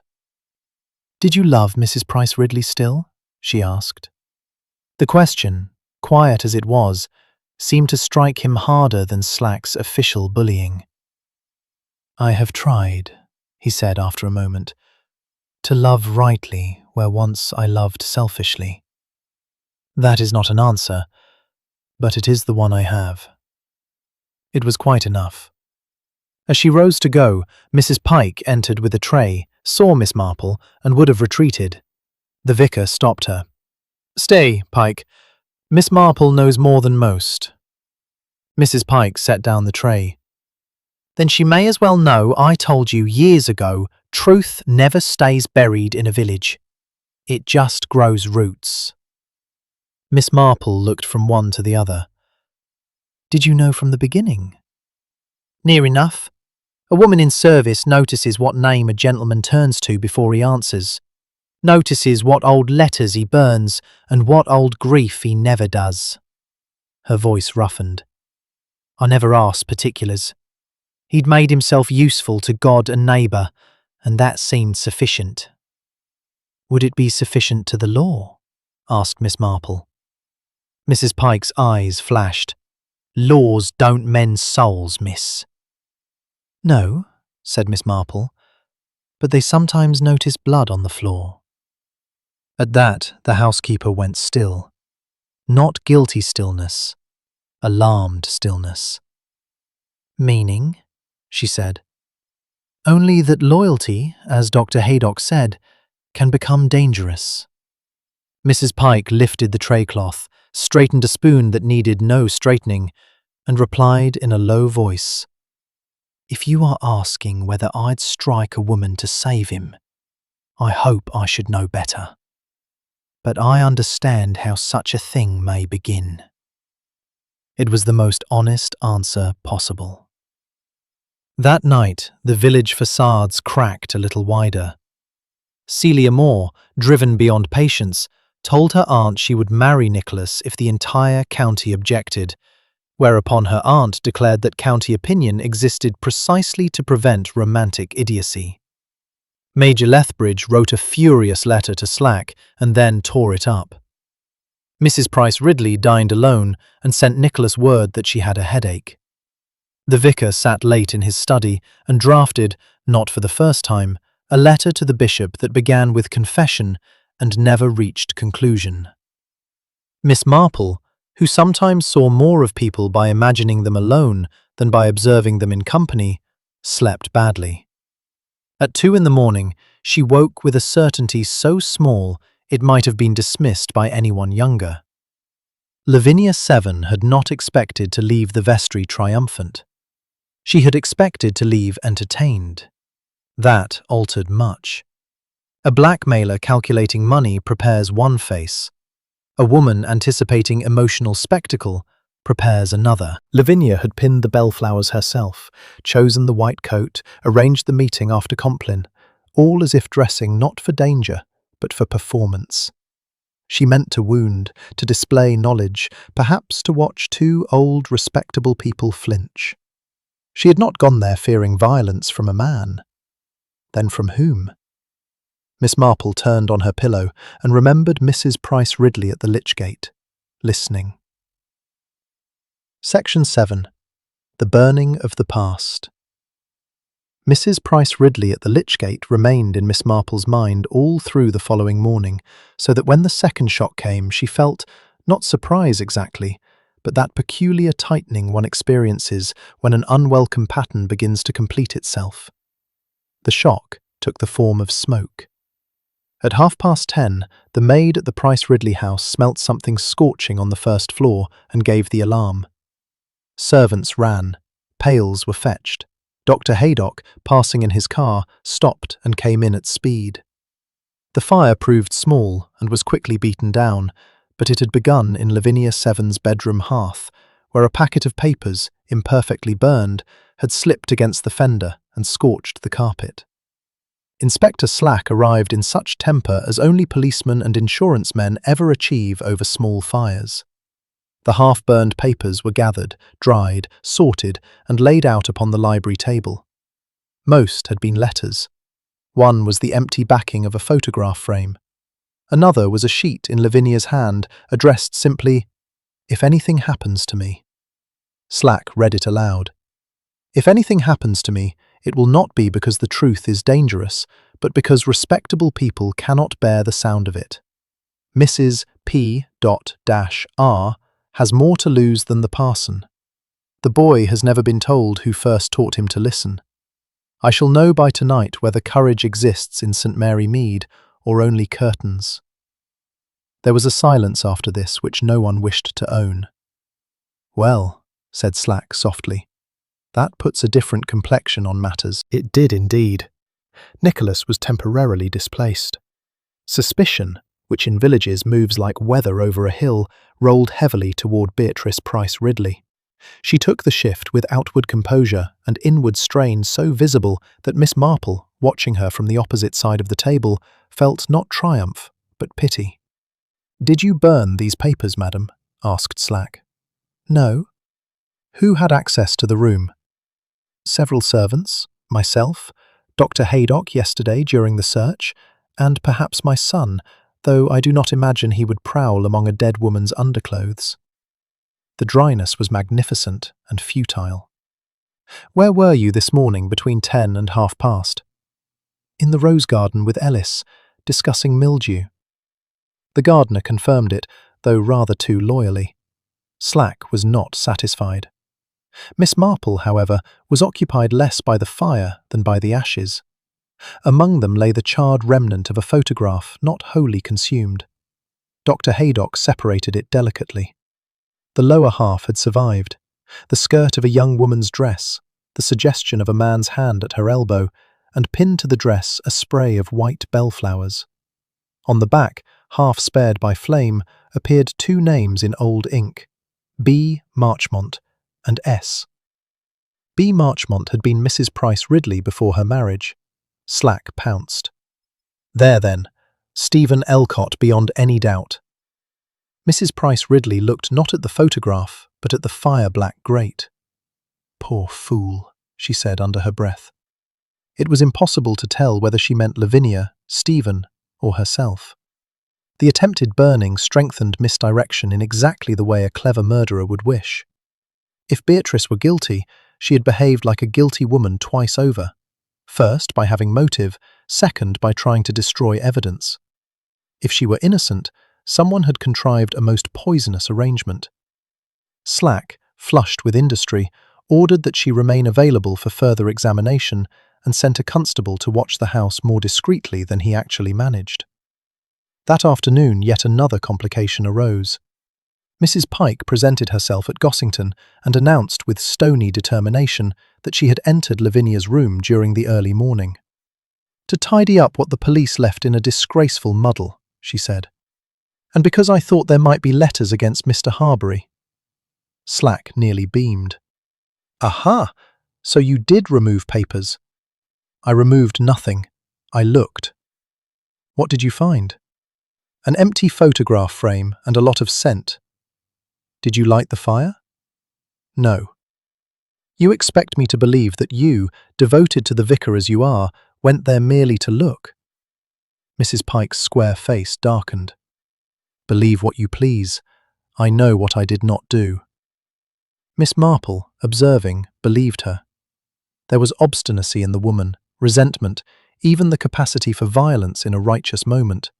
But there was not that thin inner excitement which accompanies successful concealment. Mrs. Pike was frightened, most likely because she suspected who had in fact burned the papers. The day darkened to thunder. By 4 o'clock the church tower stood in a yellowish light, and the rooks moved low and restless over the elms. Miss Marple, returning home across the green, encountered Nicholas outside the post office once more. He looked shaken beyond endurance. "She's been questioned for hours," he said abruptly. "My mother. They think she did it." "God help us, perhaps she did." "My dear boy." He laughed without mirth. "There is more, you see. She has admitted now that she knew Stephen Elcott. She says it was before her marriage and means nothing, but it means everything, doesn't it? Because Harbury knows, and Lavinia knew. And my whole life seems to have been arranged by people who considered me too delicate to tell the truth." Miss Marple laid a hand on his sleeve. "Sometimes people conceal the truth because it would hurt a child," she said. "Then they go on concealing it because it would hurt the grown man to discover he was once lied to for love. It becomes untidy." He looked at her desperately. "Is he my father?" There are moments when one may answer, and moments when one must not steal from another the duty of confession. Miss Marple chose the narrow path between. "He behaves like a man who has loved you all your life without permission," she said. Nicholas's face changed. The anger in it broke, and something far older than anger came through. A child's desolation. a man's pity, and underneath both, a terrible relief. Before he could speak again, thunder rolled directly overhead. The cracked tenor, caught by the gust or some accident of rope, gave a single broken peal from the tower. Everyone in the square looked up. "False bell," muttered old Mr. Sims from the tobacconist's door. "No," said Miss Marple quietly. "Only a bell remembering another sound." That evening, as the storm passed, she went to the church alone. The air smelt of rain and bruised leaves. In the vestry, the floor had been scrubbed, yet some places continue to hold catastrophe after soap. She stood by the table where the prayer book had lain and looked toward the door. A woman coming quickly from the nave would be seen only at the last moment. A woman known intimately need not fear entry or recognition. A woman who had once worn white bellflowers herself might see another woman wearing them and understand at once the full obscenity of the taunt. Miss Marple's eyes rested on the brass flower vase, now returned to the shelf after police inspection. Heavy enough. Conveniently near. When she turned to go, she saw in the half-darkness that someone else had entered silently behind her. It was Mrs. Price Ridley. For a second, the two women stood without speech among the polished wood and faint smell of hymn books. "I thought," said Beatrice at last, "that I might find you here." Miss Marple said nothing. "Have you come," asked the other woman, "to see whether murder leaves a stain?" "My dear," said Miss Marple, "it usually leaves several." Mrs. Price Ridley's face became very white, but instead of collapsing or protesting, she drew herself up with the old, terrible grace. "Then perhaps," she said, "you had better come to tea tomorrow." Section 8. Tea beneath the bellflowers. "Then perhaps," she said, "you had better come to tea tomorrow." Miss Marple inclined her head, and because the invitation had in it neither hospitality nor surrender, but a kind of exhausted challenge, she accepted with unusual promptness. "Thank you, Beatrice. 4 o'clock?" "If you please." The other woman turned away at once and moved up the nave without once looking toward the vestry shelf where the brass vase stood. Miss Marple remained a moment longer. The polished wood smelt faintly of beeswax and damp stone. Through the west window, the last rain light slid across the prayer desk and died there. A church, she thought, keeps human sound more faithfully than doctrine. Laughter, falsehood, prayer, insult. The place had heard them all and made very little comment. At 3:30 next day, she picked a single spray of white bellflowers from her own garden, tied the stems with green wool, and carried them in her hand to the Price Ridley house. It was, on the face of it, an old lady's harmless offering. Nothing is more dangerous than harmlessness when properly timed. Mrs. Price Ridley received her in the morning room. The tea tray had been arranged with formidable precision. Nicholas was absent. The windows stood open upon the lawn. Beyond, under a grey but clearing sky, the rose beds steamed faintly after rain. Beatrice wore dark blue and a string of pearls. She looked not defeated but thinned, as though each hour since the murder had pared away one more layer of public composure until only the hard, bright core remained. "You are punctual," she said. "One grows so when one has less future to waste," said Miss Marple, sitting down. "I brought you these. They seemed suitable." She laid the bellflowers on the little lacquer table between them. It was the smallest movement but unmistakable. Mrs. Price Ridley's hand recoiled before she caught it. "How extraordinary," she said. "I had forgotten those existed." "No," said Miss Marple gently. "I do not think you had." The silence that followed was long enough for the tea to be poured and the first cups handed. Outside, a blackbird began and then abandoned a phrase. Mrs. Price Ridley lifted her cup without drinking. "You believe I killed Lavinia?" "My dear," Belief is such an energetic word. I think you know more of the truth than Inspector Slack. And you have come to draw it out with flowers? With human nature. Mrs. Price Ridley gave a brief, hard smile. There are moments, Jane, when you sound like a district nurse preparing a poultice. Poultices are very useful. They bring hidden poison to the surface. Beatrice set down her cup. Then let us spare ourselves the fiction of social calls. What is it you think happened? Miss Marple looked out over the lawn where droplets still clung to the rose leaves like withheld tears. I think Lavinia invited herself not merely into your house, but into an old wound, she said. I think she recognized Mr. Harbury for Stephen Elcott at once and understood very quickly that Nicholas must be his son. I think she enjoyed that discovery. Such women always do. They believe other people's pain proves their own superiority. Beatrice's face had become so still that it might have been painted. Only the pulse at her throat moved. And then? I think she arranged the vestry meeting because she wanted an audience of one first, and perhaps of two later. Mr. Harbury would beg silence. She would enjoy refusing it. Afterwards, she meant to tell you that she held the strings of both your lives in her hand. Perhaps she meant to force money from you. Perhaps not. There are cruelties more pleasurable than profit. Beatrice said, Go on. Miss Marple folded her hands over her bag. You went to the churchyard that night after seeing her enter the vestry with her bellflowers. You went because you knew exactly what flower she had chosen and what it meant. For the first time, real feeling broke through. Not fear. Something older and far sadder. He used to bring them, she said, when we were very young. The words had come before caution could prevent them. She heard herself and turned away. Yes, said Miss Marple. He chose them because they listen.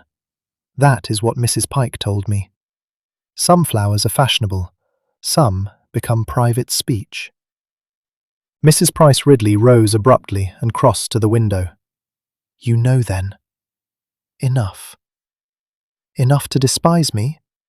Miss Marple looked surprised.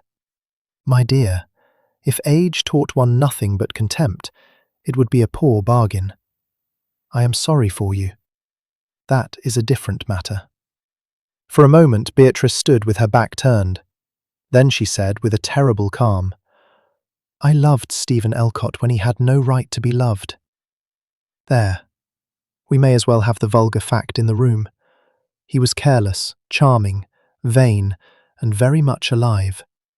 I was 19 and thought feeling itself a form of destiny. When I discovered I was to have a child, he had already enlisted and then vanished into war.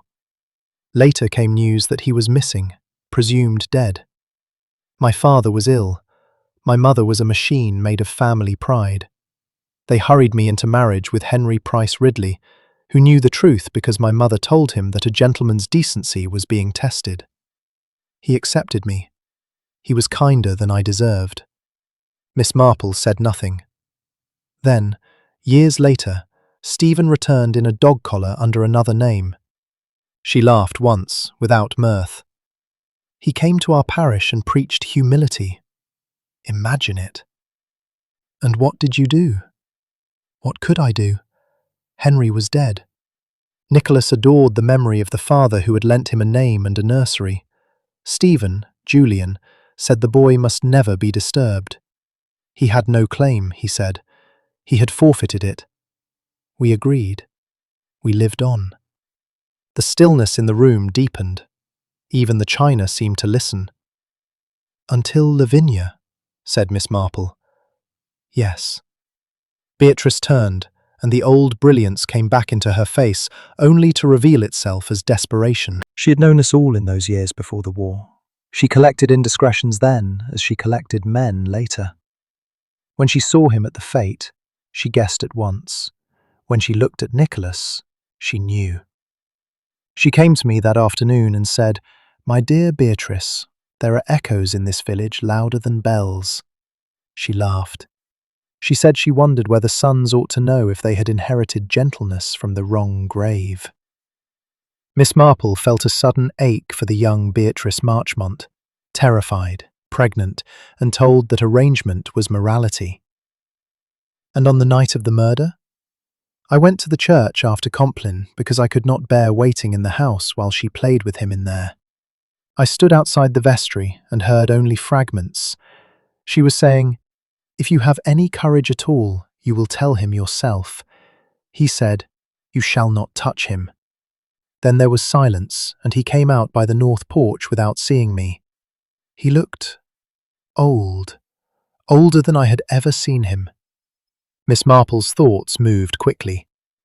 "And you went in?" Beatrice's fingers closed on the window latch. "Yes." "What happened?" Mrs. Price Ridley was silent so long that Miss Marple thought perhaps the answer would never come. Then, in a voice stripped of style, she said, "She was laughing. Not loudly. She always did the worst things with a quiet voice. She said she had just been looking at his prayer book and wondering how many names one man was allowed before God ceased to listen. Then she touched the flowers on her coat and asked whether I remembered them. 'He used to pick them for you, didn't he?' she said. 'How amusing that I should wear them now, while I decide whether your son learns his parentage from a blackmailer or a parson.'" Miss Marple closed her eyes briefly. "I told her," Beatrice went on, "that if she had ever possessed a scrap of decency, she would leave the village at once. She said, 'Decency is only cowardice in well-bred clothes.'" Then she moved closer and whispered. The older woman stopped, then forced herself on. She whispered that Stephen had not merely sinned with me. He had hidden behind another dead man's honour and made a profession of virtue while I carried the disgrace of both of us. She said Nicholas would hate me first and him afterwards, and that the order was the amusing part. Her hand went to her mouth. For the first time, tears stood in her eyes, though they did not fall. "I took the vase. I do not know what I meant, to silence the voice, only that. There was one blow. She fell. I think she was dead at once. I remember the flowers crushed under her shoulder.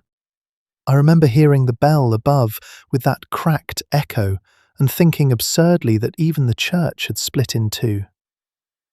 Miss Marple remained quite still. "You burned the papers afterwards?" "No, not that night. I could think of nothing except getting away before someone came. Later, when I knew what I had done and what Lavinia might have left behind, I went into her room and took the photograph. I meant to destroy it, but lacked courage. The papers in the fire yesterday, I did burn those, or tried to. Not because I thought it would save me, because I could not bear Nicholas to have his life handed to him in scraps of her handwriting." There it was, not innocence, but the emotional truth Miss Marple had sensed. The murder had not sprung from calculation. It had sprung from 30 years of silence, cornered at last and mocked in its most vulnerable shape. Miss Marple rose. "Thank you, Beatrice. You speak as if I had done you a favour." "In a sense, you have. Truth is always useful, however late." Mrs. Price Ridley gave a shuddering little laugh. "And what will you do now? Summon Inspector Slack?" "Not immediately." "Why not?" "Because one person must hear it from you first." At that, Beatrice looked almost frightened in earnest. "Nicholas?" "Yes." She sat down as though her knees had failed. "I cannot." "My dear," said Miss Marple, with more softness than she had yet shown, "you have done the harder thing. This is only the crueler." Section 9. The True Sound Beneath the Crack. "You have done the harder thing. This is only the crueler." Beatrice Price Ridley covered her face with both hands, and for the space of several breaths she looked not grand, Not formidable, not even middle-aged, but absurdly like any spent woman who has been guarding a collapse for years and has at last found herself too tired to continue. Miss Marple waited. Waiting was often the most merciful part of truth. At last, Beatrice lowered her hands. "If I tell Nicholas," she said, "I lose him before the police ever touch me." "No," said Miss Marple. "You lose the version of him who never knew sorrow. Sons are not granted to mothers forever in that form." "And Stephen? Julian?" "He has been losing him by inches since the boy first learned to speak." The sentence struck home. Beatrice shut her eyes and nodded once, as though to an inward command. "Very well. But you must stay." So Nicholas was sent for, not by footman, but by his mother's own maid, with an urgency that brought him quickly. The vicar, too, was summoned, after a hesitation which Miss Marple observed and understood. Beatrice would have preferred to meet neither witness, yet she knew, as old-fashioned people know the forms of their own judgment, that the person most injured by silence had earned the right to stand in the room when it ended. The light had altered by then. A band of late sun came through the west windows and lay across the carpet, touching the fallen bellflowers on the lacquer table so that the white petals glowed almost painfully. Miss Marple thought how often beauty chooses the precise moment when human beings are least able to bear it. Nicholas entered first. "Mother? Miss Marple? What is it?" He stopped on seeing her face. A minute later, the vicar was shown in. He looked from Beatrice to Nicholas and then to Miss Marple, and though nobody had yet spoken a word, understanding passed over him like winter over a field. Beatrice rose. "Sit down, both of you. No, perhaps better not. It will not take long if I can speak plainly, and I have been plain far too seldom in my life." Nicholas remained standing. "Mother, what has happened?" She clasped her hands together so hard that the knuckles whitened. "What has happened," she said, "is that I have lived too long in the belief that concealment can remain protective after it has become cowardice. Mr. Harbury was not always Mr. Harbury. You know that much already. His former name was Stephen Elcott." Nicholas's face changed, but he made no sound. Beatrice turned then, not to her son, but to the vicar. "I never thanked you," she said. "That is one of the many things I did wrong." The vicar's lips parted, closed again. "My dear Beatrice." "No, let me finish. Stephen and I were in love before the war. Nicholas was born of that love. Henry Price Ridley married me knowing it, and gave the child his name. When Stephen returned under Julian Harbury's name, we agreed the truth must remain buried. For Nicholas's sake, for Henry's memory, for decency. We called it many things. Some of them were even true." Nicholas had gone utterly white. "And now," Beatrice said, each word clearer than the last because there was nothing left in her to decorate it, "there is one further truth. Lavinia 7 meant to expose us. In the vestry she taunted me with it, with him, with you. I struck her. She died. I burned papers later. That is the whole of it." Silence followed, a silence so complete that the small domestic noises of the house, a plate somewhere faintly set down, a board creaking in the passage, acquired the strange loudness of another world continuing its business. Nicholas did not look at the vicar. He was staring at his mother as if attempting to find in the face he had always known the hidden passage into another life. "You killed her," he said at last. "Yes." "And he is my father." "Yes." The second yes was worse than the first, because murder might still be some monstrous, isolated act, but parentage rearranges the whole furniture of the heart. Nicholas turned then to the vicar with an expression Miss Marple would later remember more painfully than any tears. "Did you know all these years?" "Yes." "And you said nothing?" "Yes. Why? The vicar's face, so habitually composed for the comfort of others, gave way at last. Because I had forfeited the right to claim you. Because the man who lent you his name was better than I. Because your mother feared losing you, and I feared harming you. Because I was a coward. Choose whichever answer you please. They are all true. Nicholas stood very still. Did you ever want to tell me? The vicar gave a broken little laugh. Every birthday. Every time you were ill.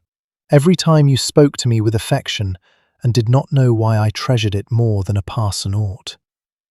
The words were too much. Nicholas turned away and put a hand to his eyes. Miss Marple would have withdrawn, but nobody in that room yet possessed the strength to permit movement. Beatrice sank into her chair.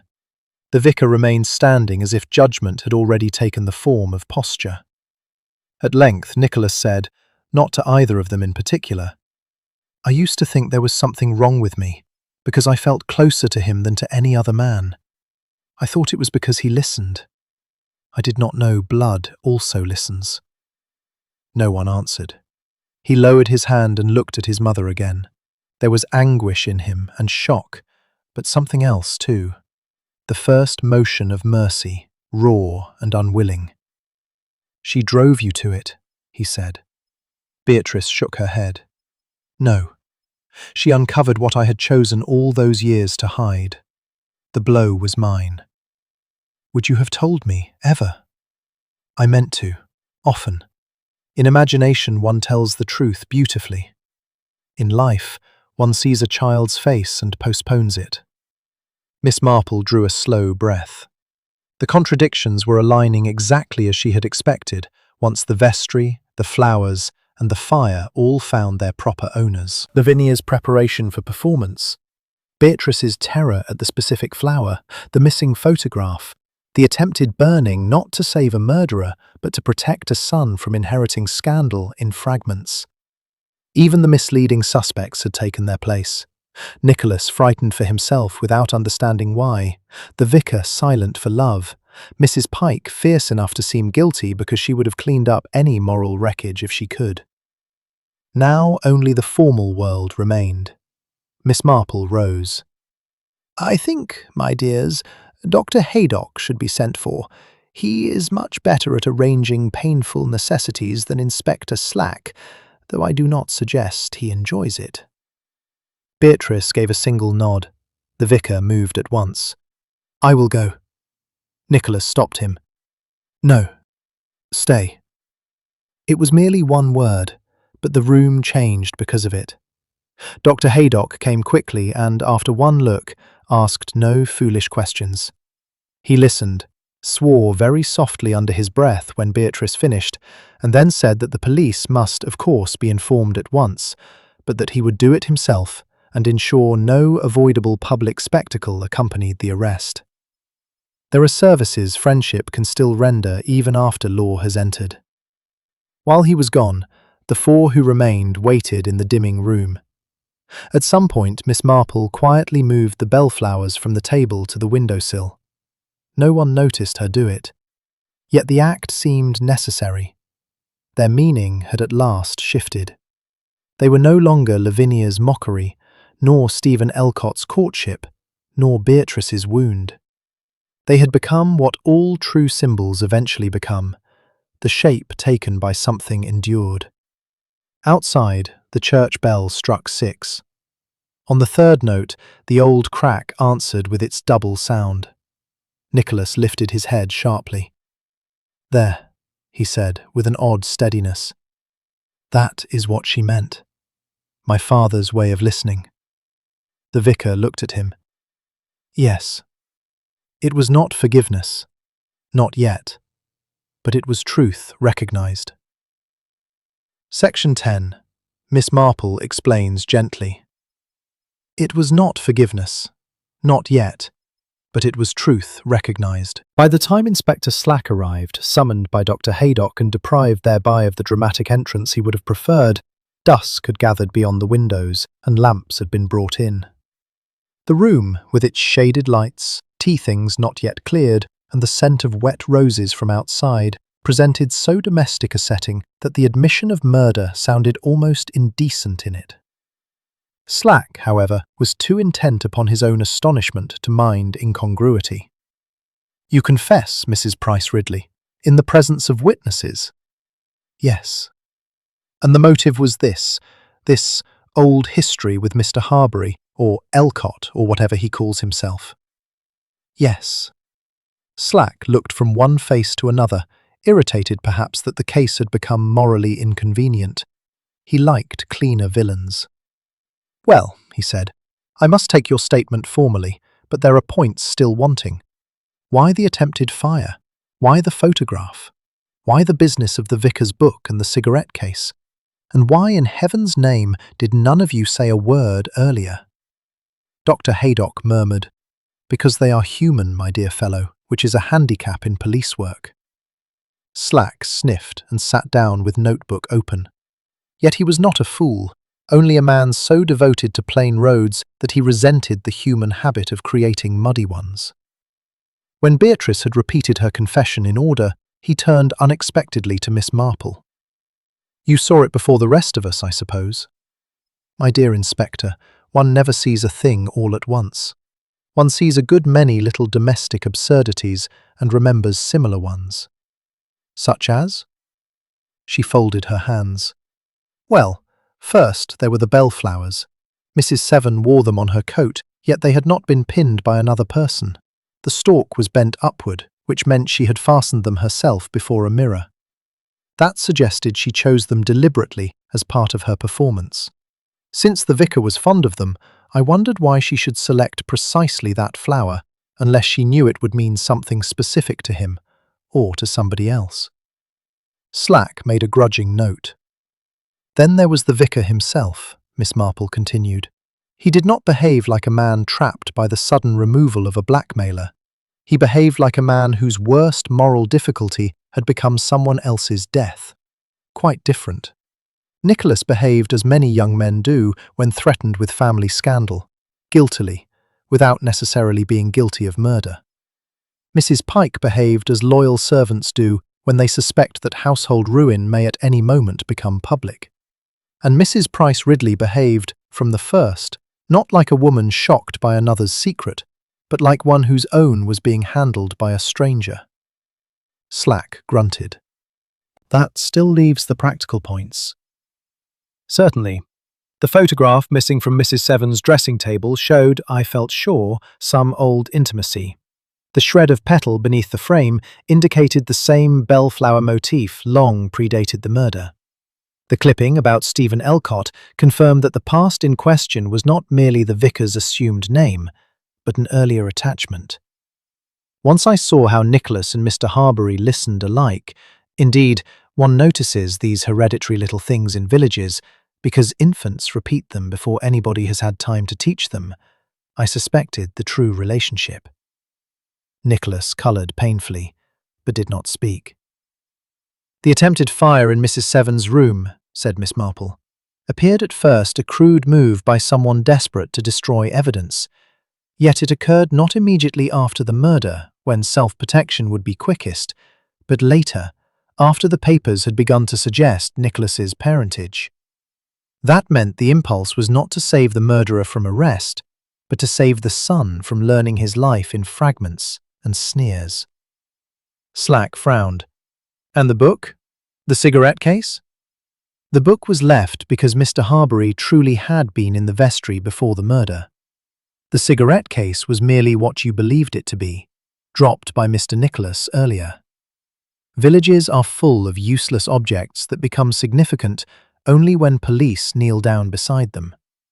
I remember a curate once nearly lost a legacy because of a glove found in a gooseberry bush. It turned out to have been mine."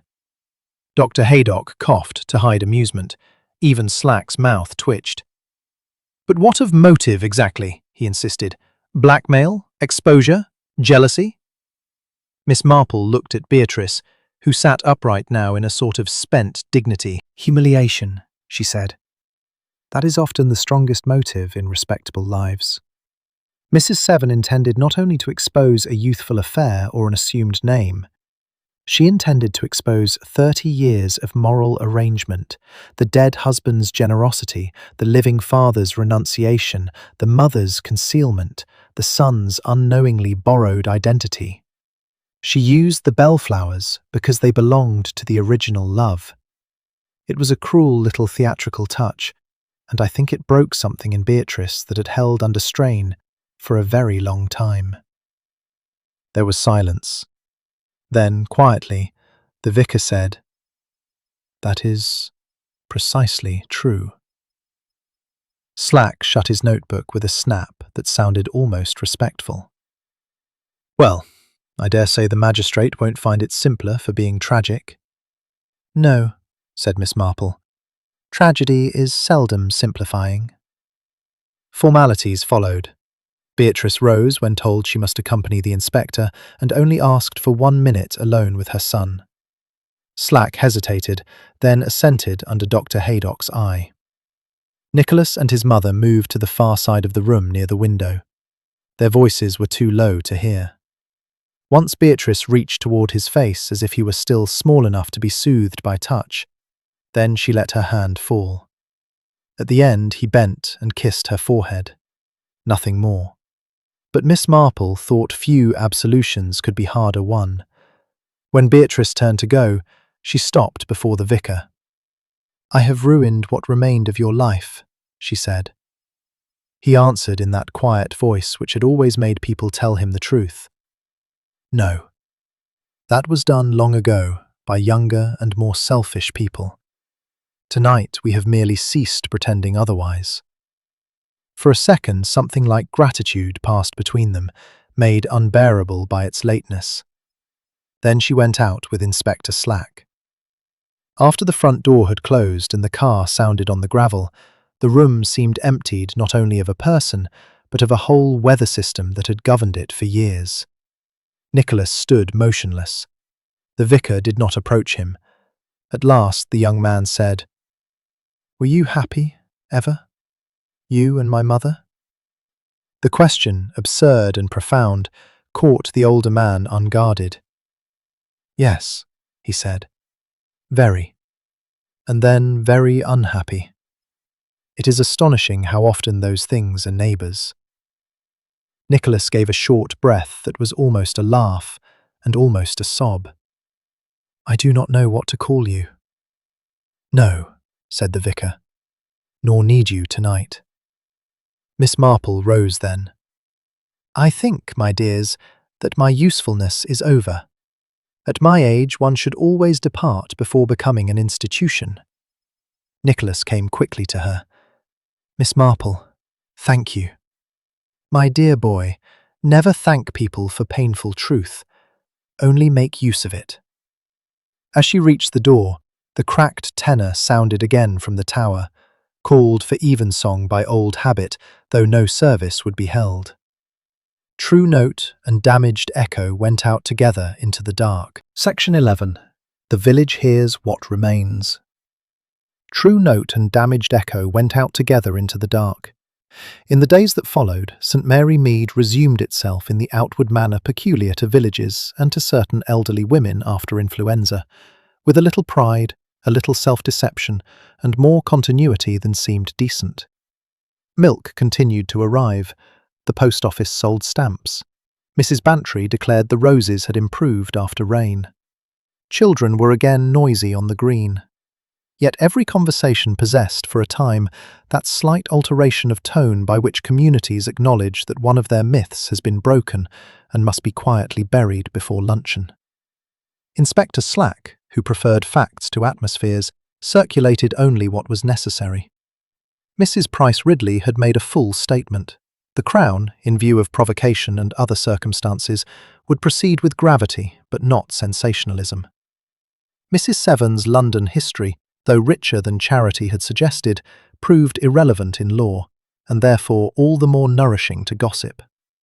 Major Lethbridge, enormously relieved that his own shabby war fund irregularities had not become the case's centrepiece, adopted a public manner of sorrow so conscientious that nobody could openly object to it. Miss Hartnell deplored the decay of standards. while privately admitting to Mrs. Bantry that the dead woman had always seemed likely to come to a pointed end. Miss Marple listened, knitted, and contributed very little. She had long ago learned that once tragedy has been translated into village talk, one must not try to restore its scale. People cannot bear the true size of what has happened and will make it manageable or go mad. Nicholas, during those first days, was scarcely seen. He remained partly at the house, partly walking for hours beyond the lower meadow where the hedges gave onto open country. Celia Moore alone was admitted freely, and her loyalty, quiet and unornamented, did more for him than all Dr. Haydock's brisk prescriptions. One afternoon, Miss Marple saw them together by the footbridge, standing without much speech and watching the current move under the reeds. It pleased her. Young love, when it is decent, understands instinctively that grief must sometimes be accompanied rather than cured.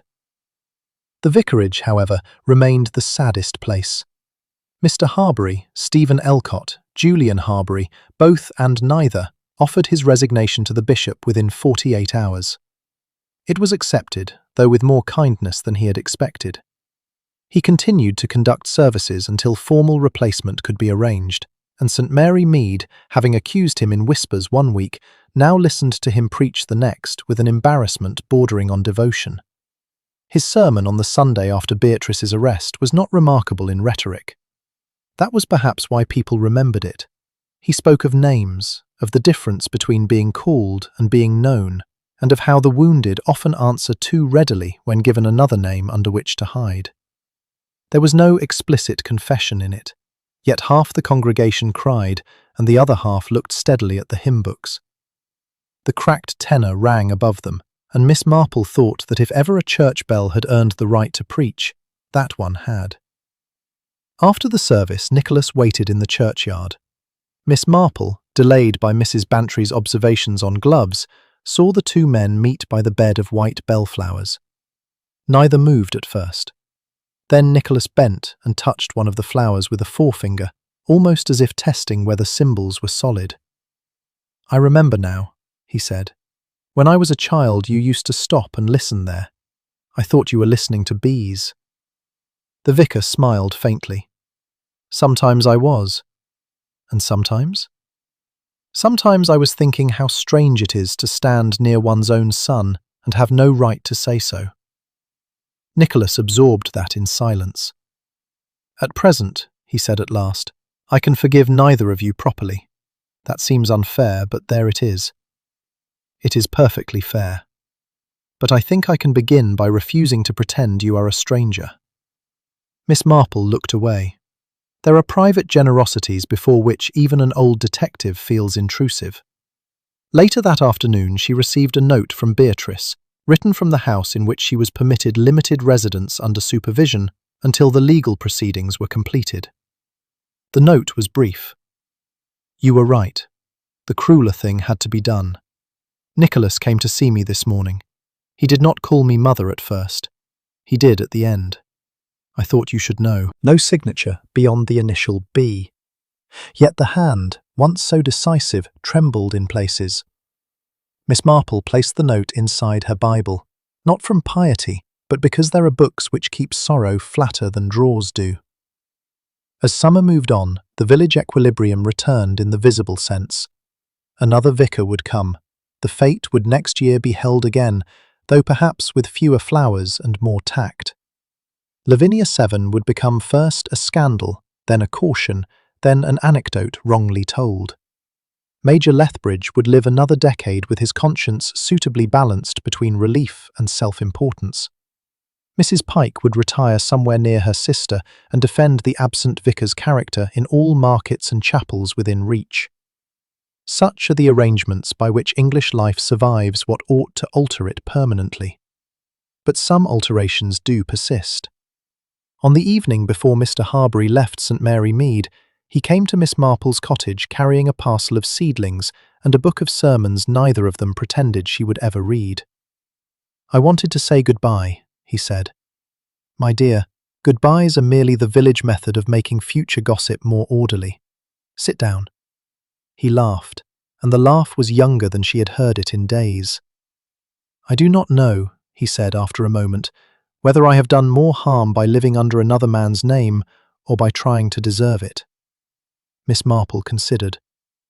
"Probably both. Human beings nearly always manage both." "That is a severe comfort." "Yes, the best sort. Have you decided where you will go?" "A small parish in the north has been suggested. Nothing settled. Nicholas knows." "And approves?" "Not exactly, but he asked for the address when I have one." Miss Marple nodded. "That is how reconciliation begins, not with embraces, with addresses." He sat looking at his hands. "Beatrice once said that I had ruined her life by returning. I think now the ruin was done when we were young, and everything after was merely architecture built over it." "My dear," said Miss Marple, "most respectable lives are exactly that. Some simply choose more expensive wallpaper." When he had gone, she took the seedlings to the garden and set them near the path where the late light fell.